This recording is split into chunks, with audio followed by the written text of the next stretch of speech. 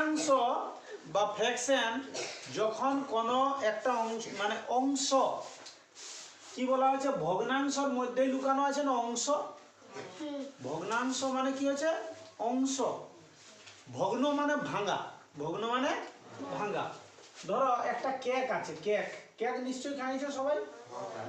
এই কেকটা আছে, এই কেকটাকে আমরা গোটা কেক ভাবছি। এই কেকটা কি বটে একটা গোটা কেক। এইটা যদি তোমরা 3 ভাই বোন থাকো তো বলো না সমান সমান 3 টুকরা করতে হবে না? তো তোমাদেরকে একটা কথা বলে দিই, যে কোনো একটা বস্তু গোটা থাকা মানে ওইটাকে বলা হয় এক অংশ। কি বলবো? গোটাটাকে বলা হবে সব সময় এক অংশ। দেখবে তোমরা অঙ্ক পাও না, সে একটা বাঁশ ছিল, বাঁশটা 10 মিটার লম্বা ছিল, তার একের 2 অংশ লাল রং করা হইল, আছে না?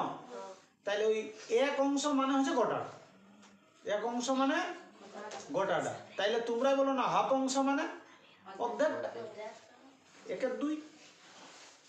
তাহলে এইটা গোটাটা হচ্ছে এক অংশ, আর এই এক একটা হচ্ছে কত বলো না? গোটাটা মানে এক, ক টুকরা করা হয়েছে 3 টুকরা, তাহলে একের 3 একের 3 একের 3। বুঝা গেছে? যদি আমি তোমাদেরকে বলি যে এরকম একটা ছবি আঁকো, আর এই ছবিটাকে আমি এইভাবে ভাগ করে দিয়ে হয়েছে 3 ভাগে, এটা ধরে নাও সমান আছে, এই 3 ভাগে ভাগ করা হয়েছে, এর একের 3 অংশকে তুমি রং করো, একের 3 অংশকে তুমি রং করো, তাহলে নিশ্চয়ই তোমরা কটা ঘর রং করবে বলো? একের 3, একের 3 অংশ, 3টা মানে তো এক অংশ হয়ে গেল, 3টা মানে গোটাই হইল না, আর গোটা মানে তখন কোন অংশ হয়ে যাচ্ছে? এক অংশ। আচ্ছা একটু আমাকে তোমরা বলো, এক অংশ আর একের 3 অংশ, কেউ বলবে না কিন্তু, হাত তুলবে শুধু, বড়কে আর ছোটকে কে কে বলতে পারবে? এক অংশ আর একের 3 অংশ কোনটা বড়, কোনটা? এক অংশ। এক অংশটা বড়, বড়, আর ছোট কোনটা? একের 3। ভেরি গুড, ঠিক বললো তো? চলো তাহলে এক অংশটা হচ্ছে গোটাটা, তো নিশ্চয়ই বড় বটে। আর একের 3 অংশ মানে একটা গোটা ছিল তার 3 ভাগের 1 অংশ। আচ্ছা ধরো তোমার ভাই জিদ্দি করেছে আমি আজকে গোটা কেকটাই দিব, 3 ভাগ ছিল তো, 3 ভাই বোনের 3 টুকরা ছিল, তো 3 ভাই বোনের 3 টুকরার মধ্যে তোমার ভাই বলেছে গোটাই দিব, তো তোমার মা কোনো রকম বুঝুই ওকে 2 টুকরা দিল। ক টুকরা দিল? 2 টুকরা।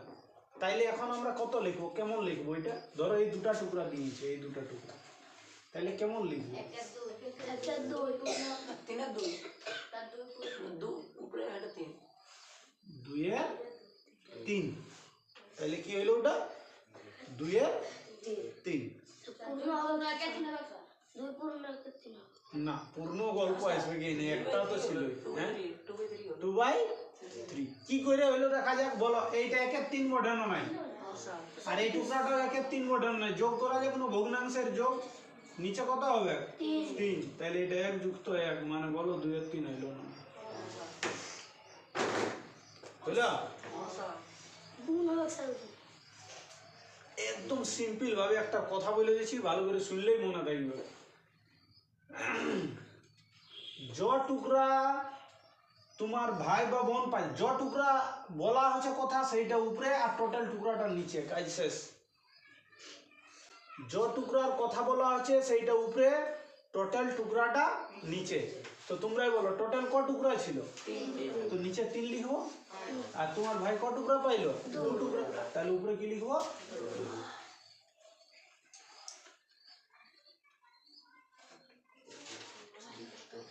এইটা একটা ধরো পাউরুটি, পাউরুটি খাইছো সবাই? হ্যাঁ, কে নাই খায় পাউরুটি?